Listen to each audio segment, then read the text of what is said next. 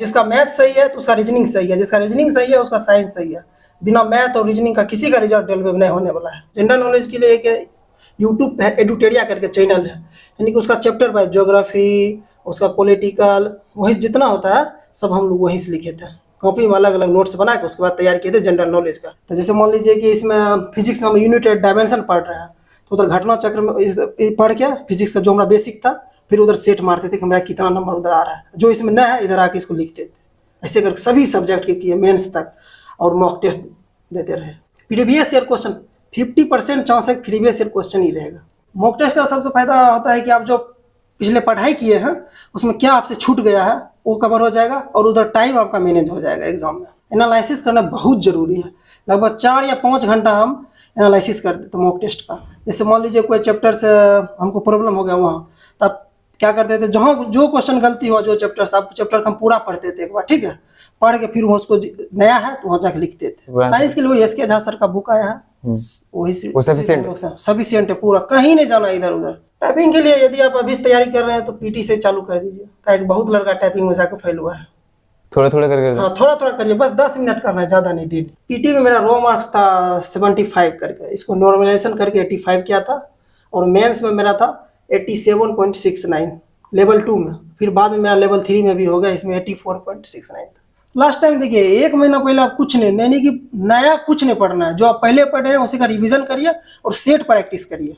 Set practice ज्यादा करिए। हाँ ज्यादा से ज्यादा भी सेट प्रैक्टिस करिए। ऐसा नहीं कि आप सेट प्रैक्टिस कर लिए छोड़ दिए, उसको लगभग 3-4 घंटा कम से कम उसको डिस्कस भी करना है, क्या हमसे गलती हुआ, कहाँ छूट रहा है, कौन सा पॉइंट हम नहीं पढ़े, उसको उतना ही पढ़ना है। ऑनलाइन के लिए जब आपका एग्जाम नजदीक हो तो आप टेक्स्ट बुक पर दीजिए। उसमें जैसे हम लोग प्लेटफॉर्म का सेट मारते थे जब मेंस में, तो 120 में 80+ 85 तक आता था। जब हम लोग टेक्स्ट बुक में दिए यानी कि एग्जाम के अंतिम 10 दिन में, तो उसमें 65 पर चलाया था। इतना पैटर्न चेंज किया तुरंत, यानी कि रेलवे के अकॉर्डिंग वो पैटर्न चेंज करते रहता है। फ्रेंड्स, अभी टेक्स्ट बुक ऐप पर सपनों की उड़ान सेल चल रही है, जिसका आज लास्ट डेट है, यानी 15 नवंबर 2024 को इसका लास्ट डेट है। यहाँ आपको 1 ईयर का पास प्रो का सब्सक्रिप्शन हमारा कोड DOMC यूज करने से 12% एक्स्ट्रा डिस्काउंट के साथ मात्र 439 में मिल जाएगा, और 2 ईयर का पास प्रो का सब्सक्रिप्शन हमारा कोड DOMC यूज करने से आपको 12% एक्स्ट्रा डिस्काउंट के साथ मात्र 571 रुपये मिल जाएगा। तो आप इस ऑफर का लाभ जरूर से जरूर उठाएं। और इसके साथ ही मैं आपको बता दूं कि अभी तक जितने भी सिलेक्टेड लोगों का इंटरव्यू हमारे चैनल पर लिया गया है, उन सभी लोगों ने मॉक टेस्ट और previous question exam point of view से बहुत इंपॉर्टेंट बताया है। इसके साथ ही मैं बता दूं कि यदि आप किसी भी कॉम्पिटिटिव एग्जाम की प्रिपरेशन कर रहे हैं तो उस एग्जाम को करेक्ट करने में मॉक टेस्ट और प्रीवियस क्वेश्चंस का बहुत इंपॉर्टेंट रोल होता है। टेस्ट बुक पास प्रो का सब्सक्रिप्शन लेने से आपको सभी एग्जाम्स के previous questions, mock test, chapter test, sectional test, subject test और फुल टेस्ट मिल जाते हैं। इसके साथ आपको एनालिसिस मिल जाती है कि आपको स्ट्रॉन्ग और वीक सेक्शन कौन कौन सा है, जिसकी प्रिपरेशन करके आप सेक्शन पा सकते हैं। तो मैं इसका लिंक डिस्क्रिप्शन में डाल दे रहा हूँ, वहाँ से क्लिक करके आप इस ऑफर का लाभ उठा सकते हैं। नमस्कार दोस्तों, आप सभी का डोमिनेंट कंप्यूटर में स्वागत है।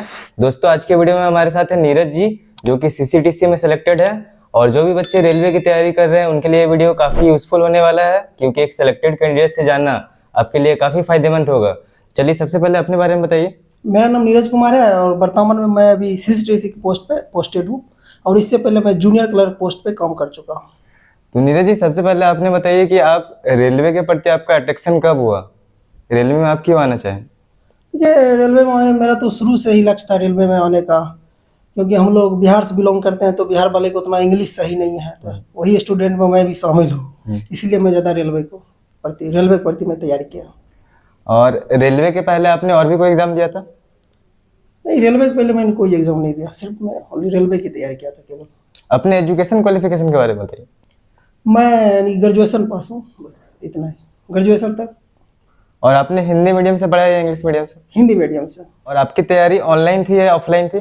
ऑनलाइन थी मेरी तैयारी, मैं अपने घर से ही तैयारी किया था, यानी कि कहीं नहीं गया था तैयारी करने के लिए। अच्छा, अब अलग अलग बुक की अलग अलग स्ट्रेटेजी जानेंगे नीरज जी। सबसे पहले मैथ के बारे में बताइए, मैथ आपने कहाँ से पढ़ा था? देखिए, मैथ की पढ़ाई हम ऑनलाइन किए थे, SK झा सर का एक आस ऑफिशियल ऐप है, उसी से हम किए थे मैथ की तैयारी। जैसे SK झा सर में साइंस की स्पेशल क्लासेस होती है, उसमें हाँ, उसमें मैथ, रीजनिंग, साइंस, जितना भी रेलवे का है उसमें सभी का क्लास होता है अलग अलग सब्जेक्ट द्वारा। और कोई बुक सजेस्ट करना चाहे तो बुक आपने कोई फॉलो किया था? बुक नहीं, बुक तो नहीं फॉलो किया था, लेकिन एक राठौर सर है पटना में, उनका एक क्या बोलते हैं हम, जैसे कोई लड़का क्लास किया है ना, तो उसका फोटो कॉपी जेरोक्स होता है, तो वही फोटो कॉपी हम मंगवाए थे, चैप्टर वाइज करके उसमें दिया है। और कोई अगर नए बच्चे हैं, एकदम उनका मैथ एकदम वीक है, तो उनको कौन सा बुक फॉलो करना चाहिए, स्टार्टिंग कहाँ से पढ़ना चाहिए या फिर ऑनलाइन? स्टार्टिंग उसको क्लास ले लेना चाहिए, खुद से नहीं पढ़ना चाहिए, जहाँ तक मेरा अनुभव है। क्लास लेके एक अपना नोट्स बना के उसी को बार बार रिवीजन करें। और जैसा कि आप जानते हैं कि अभी एनटीपीसी की वैकेंसी फिल हो चुकी है, एएलपी की एग्जाम होने वाली है और भी एग्जाम टेक्नीशियन की होने वाली है। तो जो बच्चे मैथ्स पढ़ रहे हैं, एक बार मैथ्स को पढ़ने का तरीका बता दीजिएगा। वो मैथ्स को क्वेश्चन को डायरेक्ट सॉल्व करें या फिर टेस्ट सीरीज डायरेक्ट करें या फिर सिलेबस को पूरा करें या फिर मॉक टेस्ट डायरेक्ट करना चालू करें? देखिए, मैथ्स में सबसे पहले तो आप अपना सिलेबस पूरा करिए, ठीक है। सिलेबस पूरा करिए, उसके बाद सिलेबस मतलब क्या, मान लीजिए कोई भी चैप्टर हम परसेंटेज पढ़ रहे हैं, तो परसेंटेज में आपको ये याद करना पड़ेगा कि अच्छा ये टाइप कैसा बनता है, ये टाइप कैसा, पूरा यानी किताब बंद किए हुए आप उसको 90% आपको बताना पड़ेगा कोई भी चैप्टर में। तो ऐसा उसके बाद जब एग्जाम नज़दीक आता है तो उसके बाद आप मॉक टेस्ट दीजिए। और जैसे परसेंटेज की जैसे आपने बात की, परसेंटेज में भी टाइप होता है, हाँ। कुछ अलग अलग टाइप का, और उसमें कुछ आपका ट्रिक्स से भी बनता है। हाँ हाँ। तो जैसे एग्जाम में बहुत सारे बच्चे जाते हैं तो बेसिक पढ़ के जाते हैं और ट्रिक वो अप्लाई वहां पे नहीं कर पाते हैं। तो ट्रिक को अगर अप्लाई करना है उनको एग्जाम में, तो उसके लिए क्या करे वो? उसके लिए वही कि आपका कॉन्सेप्ट क्लियर रहना चाहिए मैथ में, ठीक है।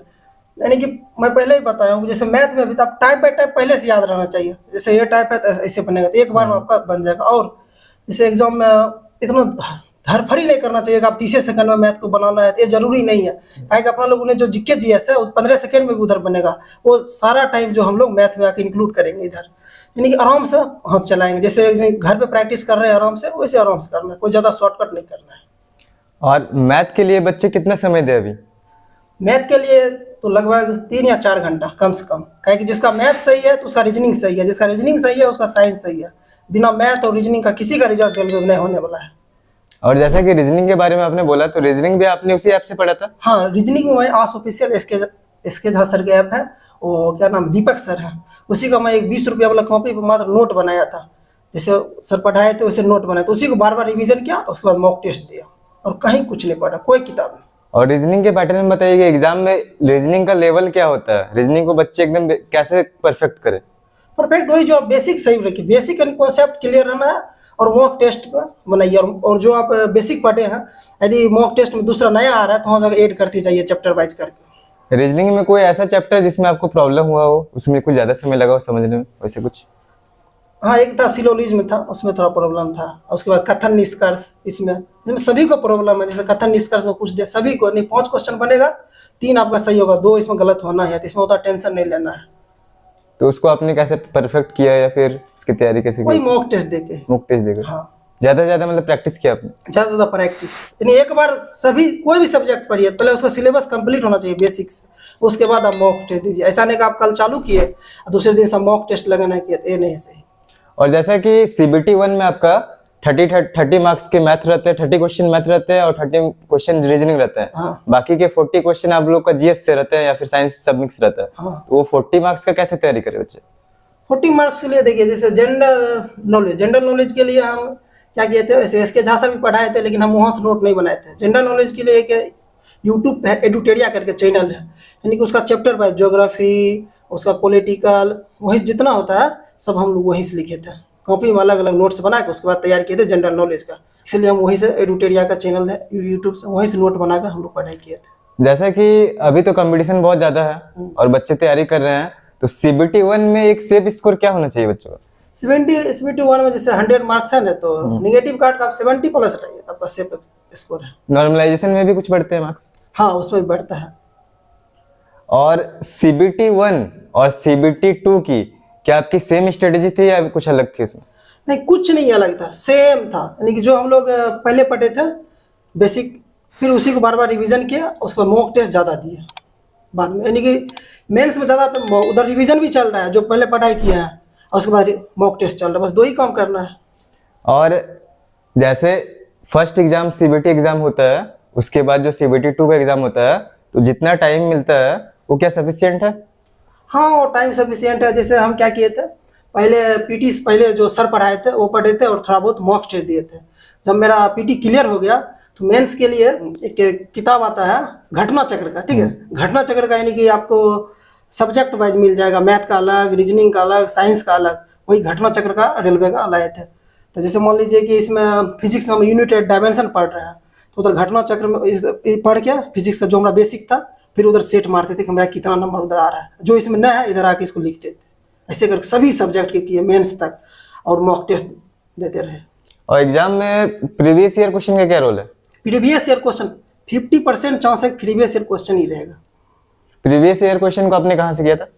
वही घटना चक्र का, उसमें पूरा प्रीवियस ईयर क्वेश्चन ही है, चैप्टर वाइज करके दिया है। और मॉक टेस्ट आप कहाँ से लगाते थे? मॉक टेस्ट एक प्लेटफॉर्म का ऑफलाइन लगाते थे, ऑनलाइन एसके झा सर का वो ऐप है उसी पे लगाते थे। ऑनलाइन के लिए और कोई सजेस्ट करना चाहेंगे तो? ऑनलाइन के लिए जब आपका एग्जाम नजदीक हो तो आप टेक्स्ट बुक पर दीजिए। उसमें जैसे हम लोग प्लेटफॉर्म का सेट मारते थे जब मेंस में, तो 120 में 80+ यानी 85 तक आता था। जब हम लोग टेक्स्ट बुक में दिया यानी कि एग्जाम के अंतिम 10 दिन में, तो उसमें 65 पर चलाया था। इतना पैटर्न चेंज किया तुरंत, यानी कि रेलवे के अकॉर्डिंग वो पैटर्न चेंज करते रहता है। एक चीज बताइए, मॉक टेस्ट का सबसे बड़ा फायदा क्या होता है? टाइम मैनेजमेंट, मार्क्स को लेकर क्या फायदा होता है सबसे बड़ा मॉक टेस्ट? मॉक टेस्ट का सबसे फायदा होता है कि आप जो पिछले पढ़ाई किए हैं उसमें क्या आपसे छूट गया है वो कवर हो जाएगा, और उधर टाइम आपका मैनेज हो जाएगा एग्जाम में। एनालिसिस करना कितना जरूरी है? एनालिसिस करना बहुत जरूरी है। लगभग 4 या 5 घंटा हम एनालिसिस करते थे मॉक टेस्ट का। जैसे मान लीजिए कोई चैप्टर से हमको प्रॉब्लम हो गया वहाँ, तब क्या करते थे, जहाँ जो क्वेश्चन गलती हुआ, जो चैप्टर सब चैप्टर हम पूरा पढ़ते थे एक बार, ठीक है, पढ़ के फिर उसको नया है तो वहाँ जाके लिखते थे। और जैसे बहुत सारे बच्चे एनटीपीसी की तैयारी करें, उनको टाइपिंग को लेकर डाउट रहता है कि वो टाइपिंग कब से स्टार्ट करे, या फिर अभी करे या फिर बाद में करे। आपने कब किया था स्टार्ट? हम तो यानी कि जब मेरा पीटी क्लियर हुआ था, जब पीटी क्लियर हुआ, जब मेंस की हम तैयारी कर रहे थे, तो हम एक लैपटॉप ले लिए थे। उसी टाइम से थोड़ा बहुत अपने आप से यानी हाँ उंगली पे याद कर लिए थे, उसको थोड़ा थोड़ा कर रहे थे 10 मिनट 5 मिनट निकाल के। उसके बाद जब मेंस क्लियर हो गया, मात्र 2 महीना में उसको क्लियर किया घर पे। यानी हमेशा टाइपिंग ही करते 10-10 मिनट करके। टाइपिंग के लिए कितना समय देना चाहिए बच्चे को, और कब से करना चाहिए? टाइपिंग के लिए यदि आप अभी से तैयारी कर रहे हैं तो पीटी से चालू कर दीजिए, क्या बहुत लड़का टाइपिंग में जाकर फेल हुआ है। थोड़ा थोड़ा करके? हाँ, थोड़ा थोड़ा करिए, बस 10 मिनट करना है, ज़्यादा नहीं, डेली। टाइपिंग वहाँ पे किस टाइप का लिया जाता है? टाइपिंग यानी कि 10 मिनट का होगा आपको, उसमें 1500 स्ट्रोक रहता है। और क्या लेकिन पैराग्राफ कैसा दिया जाता है करने के लिए? पैराग्राफ जैसे बुक में लिखा रहता है वैसे आसान रहता है, उतना कोई टफ नहीं है। उतना कोई टफ नहीं है? हाँ। अच्छा, आपने टाइपिंग जो किया था, आपने टाइपिंग कैसे किया था, कौन से ऐप से किया था? वो एक सोनी ऐप आता है, उसमें यानी कि कुछ रुपया उसमें कटाना पड़ता है। उसको जैसे एग्जाम में आता है सेम वैसा ही रहता है, उसमें फिक्स रहता है टाइम। मतलब रेलवे जैसे पूछती है उसी के अकॉर्डिंग? हाँ, उसी के अकॉर्डिंग रहता है। उससे अच्छे तैयारी कर सकते हैं बच्चे? हाँ, वो अच्छे आप टाइपिंग का तैयारी कर सकते हैं। और बहुत सारे बच्चों को डीवी के लेकर कंफ्यूज होता है कि वो मेडिकल में सोचते हैं कि मेडिकल पहले ही करा ले, मेरे आंखों में कोई प्रॉब्लम है, या फिर बाद में कराए। उसको लेकर आप क्या कहना चाहते हैं? नहीं, आप पहले एग्जाम निकालिए, इसमें एक ही पोस्ट थोड़ी है, इसमें बहुत सारा पोस्ट है। कोई नहीं कोई आपका अच्छा रहेगा नंबर तो कोई नहीं कोई पोस्ट मिल जाएगा। मेडिकल में अगर किसी का कोई प्रॉब्लम है तो क्या उसको रिजेक्ट कर दिया जाता है, या फिर उसका फॉर्म में भी कुछ प्रॉब्लम है तो उसको रिजेक्ट कर दिया जाता है? नहीं, मेडिकल में आपको रिजेक्ट नहीं करेगा। यदि कोई प्रॉब्लम है तो आपको टाइम दिया जाएगा कि इतना दिन में आप सही कर सकते हैं। कुछ समय दिया जाता है? हाँ, कुछ समय आपको दिया जाता है। और अगर किसी का फॉर्म भरने में कुछ माइनर मिस्टेक हो चुका है, जैसे फादर्स ने मदर्स ने, तो उसके लिए कोई प्रॉब्लम होता है क्या? नहीं, उसमें कोई दिक्कत नहीं, एफिडेविट बना के आपका प्रॉब्लम हो जाएगा। लेकिन एक मेरे साथ में एक लड़का था, जब उसका सीसीटीसी का डीबी हो रहा था, तो उसमें ओबीसी कैटेगरी से आता था, यानी कि उसमें 500 रुपये कटता है, वो 250 रुपये कटा है, तो उसको रिजेक्ट कर दिया था। अपने रॉ मार्क्स के बारे में बताइए आप। पीटी में मेरा रॉ मार्क्स था 75 करके, इसको नॉर्मलाइजेशन करके 85 किया था। और मेंस में मेरा था 87.69 लेवल 2 में। फिर बाद में मेरा लेवल 3 में भी हो गया, इसमें 84.69 था। एक अप्रोक्सीमेट सैलरी बताइए मोटिवेशन के लिए बच्चों के लिए। लेवल 2 में तो मेरा 37,000 आता था। अभी तो हम सीसीटीसी में है, तो ट्रेनिंग पीरियड में मात्र 33,000 रुपये आता है। रूटीन का क्या रोल है? रूटीन का वही, यदि आप कोई काम कर रहे हैं तो काम करिए, और पढ़िए लिखिए, बस इतना। नहीं, पढ़ना है, लिखना है, सोना, बस 3 ही काम करना है। यदि सिर्फ पढ़ाई कर रहे हैं तो आप पढ़ना पड़ेगा अच्छे से। जो बच्चे अभी एनटीपीसी के फॉर्म फिलअप किए हैं, वो बच्चे अभी भी बहुत सारे बच्चे सीरियस नहीं हुए, पढ़ते नहीं है, तो उनको क्या करना चाहिए? उनके लिए क्या करना चाहेंगे? देखिए, आपको एग्जाम निकालने के लिए पढ़ना पड़ेगा। यानी 24 आवर में 10 घंटा आप सोने के लिए हटा दीजिए, लगभग 10 घंटा डेली प्लस पढ़ना पड़ेगा। और उसके नीचे पढ़ रहे हैं तो आप पे डिपेंड है कि दिमाग कोई तेज है तो उसका हो सकता है। जैसे हम लोग सब नॉर्मल स्टूडेंट थे, कोई तेज तराक नहीं थे, कभी सब नॉर्मल थे, तो 10 घंटा प्लस डेली आपको पढ़ना पड़ेगा। जैसा कि अभी एनटीपीसी में 11,000 लगभग वैकेंसी है, तो कंपटीशन किस लेवल का होने वाला है? कंपटीशन तो टफ होगा। हम लोग में 35,000 वैकेंसी था, तो उसमें भी टफ था, उसमें भी करोड़ों फॉर्म भरा, इसमें भी करोड़ों फॉर्म डाला गया है। हमको पढ़ना पड़ेगा, बिना पढ़े कोई उपाय नहीं है। एक बार बच्चों को फाइनली बता दीजिए, फाइनल स्ट्रेटेजी की, बच्चे जो फॉर्म फिलअप किए हैं रेलवे की, वो कैसे पढ़ें, कहाँ से स्टार्ट करें, बता दीजिए एक बार। देखिए, यदि आप ऑनलाइन पढ़ाई करना चाहते हैं तो कहीं क्लास पकड़ लीजिए। यदि आप कुछ नहीं समझ में आ रहा है, बेसिक है पूरा, कुछ नहीं पता है, आराम से क्लास पकड़ लीजिए, मास्टर आपको सब कुछ बता देगा। क्लास पकड़ने के बाद रेगुलर पढ़ाई करना है, कहीं इधर उधर नहीं, जब तक एग्जाम है। और उसके बाद एग्जाम से 1 मंथ पहले आप क्या बोलते हैं प्रैक्टिस करिए, सेट प्रैक्टिस करिए।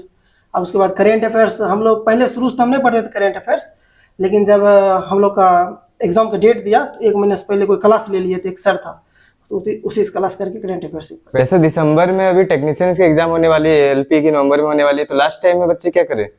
लास्ट टाइम देखिए 1 महीना पहले आप कुछ नहीं कि नया कुछ नहीं पढ़ना है, जो आप पहले पढ़े हैं उसी का रिवीजन करिए और सेट प्रैक्टिस करिए। सेट प्रैक्टिस ज्यादा करें। हाँ, ज्यादा से ज्यादा अभी सेट प्रैक्टिस करिए। ऐसा नहीं कि आप सेट प्रैक्टिस कर लिए छोड़ दिए, उसको लगभग 3-4 घंटा कम से कम उसको डिस्कस भी करना है, क्या हमसे गलती हुआ, कहाँ छूट रहा है, कौन सा पॉइंट हम नहीं पढ़े, उसको उतना ही पढ़ना है। अब बहुत सारे बच्चों का होता है कि वो बुक बदल बदल कर पढ़ते हैं, कभी ये सर का पढ़ते हैं, कभी दूसरे सर का, और क्लास भी वो बदल बदल के ही देखते हैं, तो उनके लिए क्या वो डीमेरिट है कुछ या फिर? हाँ, उसके लिए डीमेरिट है, नहीं कि एक ही किताब को 100 बार पढ़ना है, 100 किताब को एक बार नहीं पढ़ना है, आपको एक ही किताब को बार बार पढ़ना है, इधर सेट प्रैक्टिस करना है, बस इतना ही करना है, 2 काम। और साइंस के लिए आप बता दीजिए। साइंस के लिए एस के झा सर का बुक आया है, वही से वो सफिशिएंट है, पूरा कहीं नहीं जाना इधर उधर। एनसीईआरटी भी कुछ है क्या रूल्स का? एनसीईआरटी उसी में इंक्लूड कर दिया अब तो, उसी में इंक्लूड? हाँ, सेम वही है उसी में। करंट अफेयर के लिए कोई? करंट अफेयर्स के लिए यदि आप रेगुलर दृष्टि का आता है यूट्यूब पे, उसी में 10-10 क्वेश्चन डेली बताते हैं, वहीं से आप नोट कर सकते हैं। करंट अफेयर का एग्जाम में कैसा क्वेश्चन लेवल पूछा जाता है? करंट अफेयर्स 6, 7, 8 पूछेगा। आप ज्यादा अच्छा से पढ़े हैं तो 5 बनेगा, नहीं पढ़े हैं 2-3 ऐसे भी बन जाएगा, उतना नहीं ध्यान देना है। लेकिन 2 महीना लास्ट में जब बचेगा तो जो थोड़ा थोड़ा करंट अफेयर्स भी देखना है। कोई मैगजीन न्यूज़पेपर का भी कुछ रोल है क्या? नहीं, मैगजीन न्यूज़पेपर नहीं, अब तो मोबाइल पे यूट्यूब पे जो आता है वहीं सब देख सकते हैं। हम लोग मैगजीन नहीं पढ़ते थे, लेकिन यूट्यूब पे डेली 10 क्वेश्चन दृष्टि वाला आता था पढ़ाने के लिए, वहीं से लिख लेते थे। बहुत सारे बच्चे सोशल मीडिया में भटका एग्जाम का फॉर्म फिल कर दिया, सोशल मीडिया में रील्स देखने में बिजी रहते हैं, उनके बारे में क्या कहना चाहेंगे? अब रील्स मान लीजिए 2 घंटा पढ़े और 10 मिनट रील्स देखिए, कोई बात नहीं है। अब 10 मिनट पढ़े 2 घंटा रील देखिएगा तो रिजल्ट नहीं होने वाला है। तो दोस्तों, आपने देखा नीरज जी का इंटरव्यू, जो कि एक सिलेक्टेड कैंडिडेट है। आई होप आप लोगों को इस वीडियो में बहुत कुछ जानने को मिला होगा, क्योंकि एक सिलेक्टेड कैंडिडेट से जानना काफी फायदेमंद होता है। तो जो भी बच्चे रेलवे की तैयारी करते हैं वो इस चैनल को सब्सक्राइब कर दें, ताकि आप लोगों को इसी तरह के वीडियो हमेशा मिलती रहे। और नीरज जी का बहुत बहुत धन्यवाद चैनल में समय देने के लिए। Thank you.